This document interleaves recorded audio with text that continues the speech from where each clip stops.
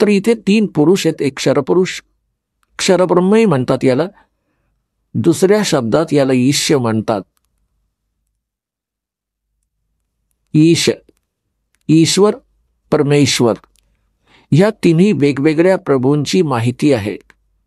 ब्रह्म, परब्रह्म, परमक्षर ब्रह्म यांनाच अन्य शब्दात क्षरपुरुष, अक्षरपुरुष, परमक्षरपुरुष किंवा परमक्षर ब्रह्म म्हणा. जो तिसऱ्या नंबरचा परमात्मा आहे तो सर्वांसाठी पूज्य आहे इष्ट रूपात. आणि बाकी जितके प्रभू आहेत, स्वामी आहेत, आधी तुम्हाला थोडंसं डेफिनेशन ऑफ गॉड सांगतो की परमात्म्याची परिभाषा काय आहे. आपण जसं गणपतीलाही देव म्हणतो, गणेश देव, ब्रह्माजींनाही आपण भगवान म्हणतो, विष्णूजींनाही भगवान म्हणतो, शंकरजींनाही आपण देव म्हणतो, महादेव म्हणतो, आणि देवी मग ब्रह्मलाही आपण भगवान म्हणतो, ज्याला आपले गुरु निराकार निर्गुण म्हणायचे. तर हे सगळे प्रभू आहेत, हे सगळे स्वामी आहेत. जसं एखाद्या तहसीलदारालाही साहेब म्हणतात,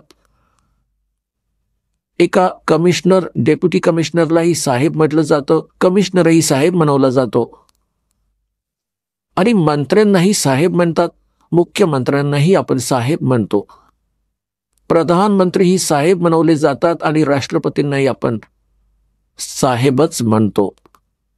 साहेब जसं की आपण देव म्हणतो, देव म्हणा, राम म्हणा, साहेब म्हणा, जसं आपण सतसाहेब म्हणतो, जसं आपण कधी विशेष मूडमध्ये असतो तेव्हा म्हणतो हे सच्चे मालिक, सच्चा मालिक म्हणा, सतसाहेब म्हणा. साहेब म्हणजे भगवान, सत म्हणजे सत्य, अविनाशी. तर हे सगळे साहेब आहेत, पण आपापल्या स्तरावरील साहेब आहेत. तहसीलदार एका तहसीलमधील त्या स्तराचा मालक आहे, आणि अशाच प्रकारे अन्यही असेच जाणार. मंत्री आपल्या स्टेटमध्ये एका विभागाचा स्वामी आहे, मालक आहे, साहेब आहे. अशा प्रकारे मुख्यमंत्री एका राज्याचा साहेब आहे, प्रधानमंत्री खूप राज्यांचे मालक आहेत, साहेब आहेत. असेच राष्ट्रपती समजा. तर अशा प्रकारे हे जितकेही देव आहेत आपल्या स्तरावर हे आदरणीय आहेत.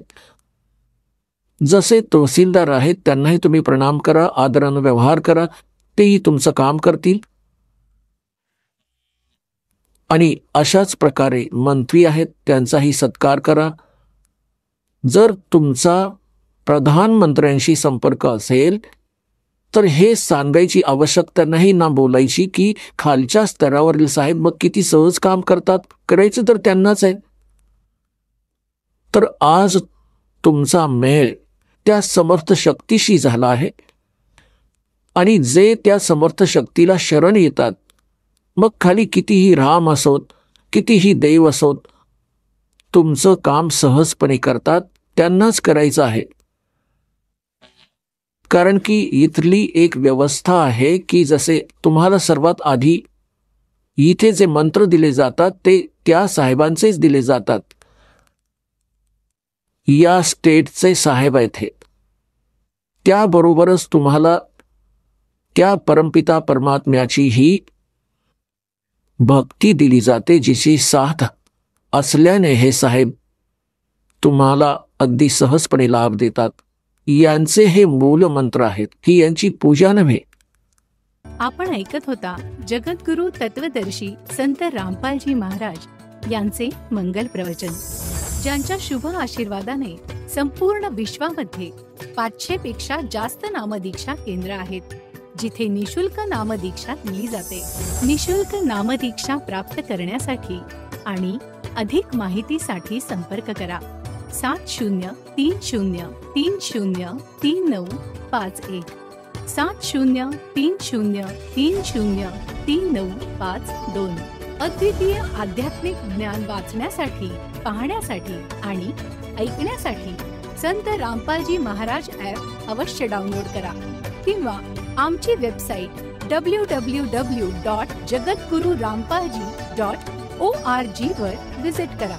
आम्हाला सोशल मीडियावर फॉलो करा. सर्व पवित्र धर्मांच्या पवित्र शास्त्रांवर आधारित प्रमाणित अनमोल पुस्तक ज्ञानगंगा किंवा जगण्याचा मार्ग यापैकी कोणतेही एक पुस्तक निशुल्क मागवण्यासाठी आपण आम्हाला आपले पूर्ण नाव, पूर्ण पत्ता, पिनकोड आणि फोन नंबरसह लिहून 7030303951 किंवा 7030303952 या नंबरवर SMS करू शकता किंवा 7030303950 या नंबरवर व्हॉट्सअप देखील करू शकता.